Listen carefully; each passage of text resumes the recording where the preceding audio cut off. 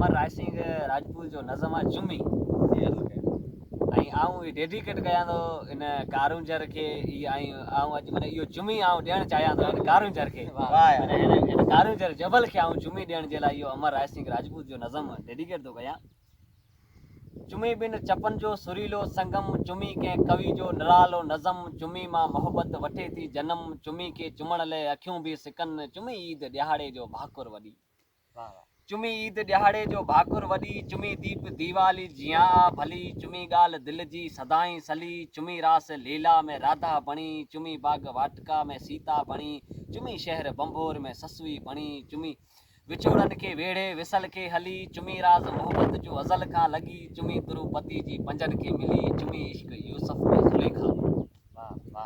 चुमी रंग जीवन में भरे थी भरी चुमी बिन दिलियन के मिलायो छॾे चुमी ख्वाबन में ईंदे ई खिलायो छॾे चुमी मारवी जी पटन ले लुछे चुमी आस सारा जी अधूरी रही सा सदन के रुआड़े रुलायो छॾे चुमी सारंगा जे हथन जो दुओ चुमी सिख मुमल जी छिखिया चढ़ी चुमी तहां सोरठ जी बीजल ॿुधी चुमी लुड़क लेला जो मजने ॾिठो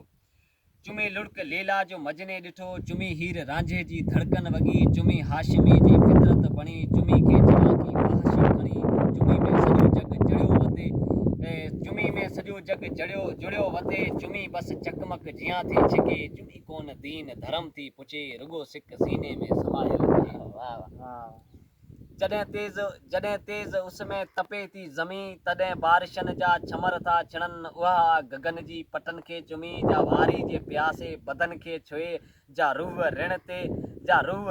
ॼण बादल वसे जा तते रेट तड़ तां पाणी भरे जा तते रेट तड़ तां पाणी भरे सा पवित्र पगन जी दगन खे चुमी जो कुॾे कंद भूमि ले विढ़ंदे किरे सा शहीदन जी अथई वतन खे चुमी जा कैलाश जे पहाड़नि खां छुलंदी अचे सा सिंधु जे सागर खे सिक मां चुमी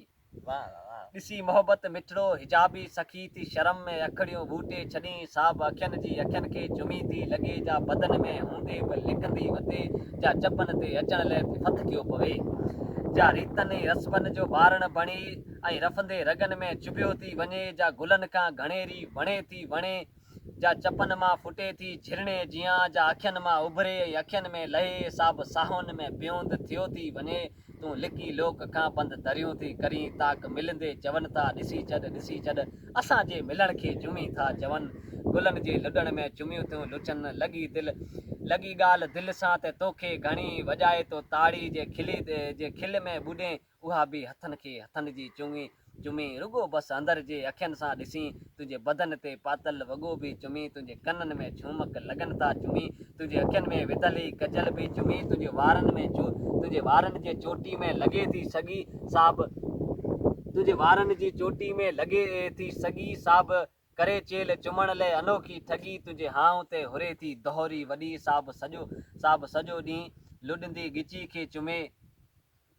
तूं वारनि खे खोले हवा खे छॾी तूं वारनि खे खोले हवा ते छॾी साब लॻे थी चगनि खे चगनि सां चुमी तूं महबूब जे गोरनि गलनि खे चरी छो छुअण खां हेॾी थी छिरकियो पवी तूं अयाणी सफ़ा थी लॻी तूं चुमी जा किसा कोन सम्झी सघे हो